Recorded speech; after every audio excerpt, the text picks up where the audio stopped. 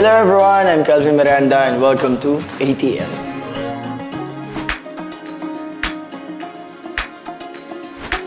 Ako nga pala si Sangre Adamus, ang bagong tagapangalaga ng Brilyante ng Tubig.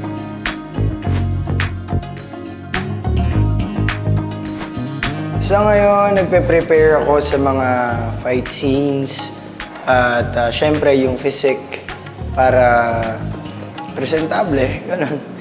Yun pa lang sa ngayon, yung script kasi hindi pa ibinibigay sa amin dahil sobrang confidential talaga ng story. So, naka-preserve talaga siya.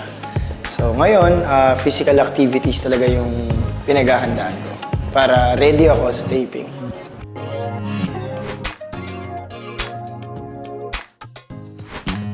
Hindi lang naman kasi about sa tubig yung pagiging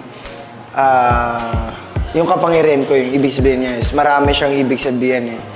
Pero sige, kung nasa akin yung kapangyarihan talaga ng Brilyante ng Tubig, mas gugustuhin kung saan man siya makakatulong, like sa mga nangangailangan ng tubig, mag-donate ng tubig sa malinis na tubig sa mga nawawalan ng tubig dito sa bansa natin. And sa kalinisin, yung mga daluyan ng yung mga daluyan ng tubig na drainage, yan.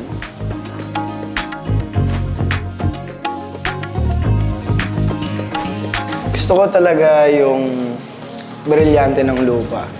As in, bata pa lang ako nung pinapanood ko yung Encantadia. Amazed na amazed ako sa lupa. Siguro dahil paborito ko rin yung kulay brown. Yan.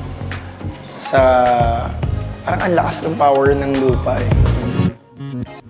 Abisala mga kapuso, iniimbitahan ko po kayo na abangan ang Encantadia Chronicles Sangre 2024 na po yan, directed by Mark Reyes.